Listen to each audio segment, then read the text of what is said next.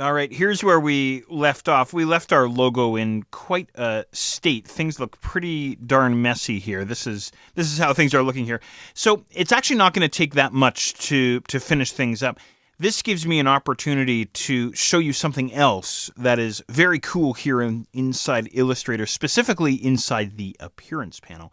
So if I deselect everything, everything's just a mess here. Everything kind of looks sloppy and messy. If I go and select don't forget this is a group here. If I go and select this group, what's going on here is we have the two new strokes there inside the Appearance panel, but they're actually sitting on top of the contents. In other words, they're sitting on top of the contents of the group. So imagine we have this group, and then on top of that group, we have two strokes. That's exactly what's happening. Think of your layers from Photoshop. We have this stacking order happening here.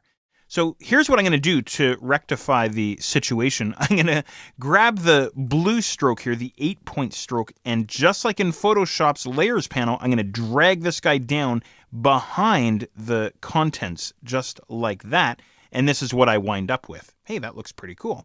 Now, what I could do next, well, I could leave things as they are, or I could go and grab the original stroke, that 4-point orange stroke, and drag him beneath the contents like so, but above the blue stroke, something like this. Okay, so there you go. So it's a pretty cool thing that you can do here inside the Appearance panel. And as a matter of fact, I'm glad I had an opportunity to show you how we can go about manipulating I guess you could say the effects that we've applied to our object inside the Appearance panel. Okay, now my logo isn't perfect, but I think it's good enough for now. What I now want to do is I want to get this guy over inside Photoshop. Okay, and this is going to give me an opportunity to show you something called Smart Objects, which I think I mentioned not too long ago. So what I'm going to do here is, well, I'm going to zoom out just a little bit and I'll collapse down my Appearance panel. What I'm going to do is I'm going to go and grab the entire logo, select the whole thing, okay?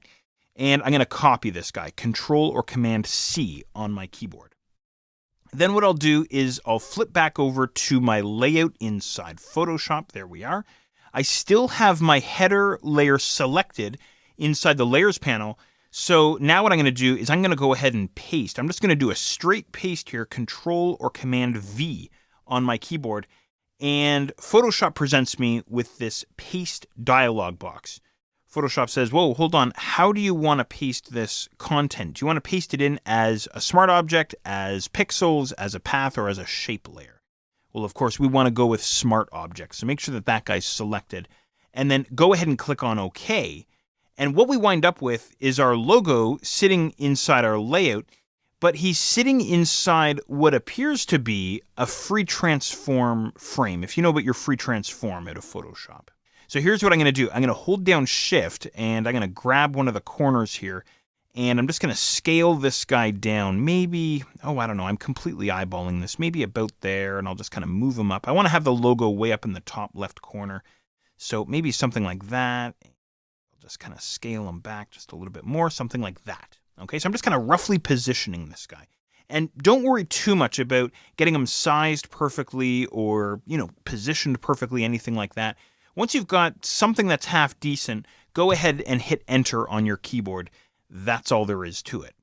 Now, for the cool part. If you don't know about smart objects between Illustrator and Photoshop, check out the Layers panel. It doesn't say logo or layer 1 or anything like that. It says Vector Smart Object with this weird kind of funky looking icon inside the layer thumbnail.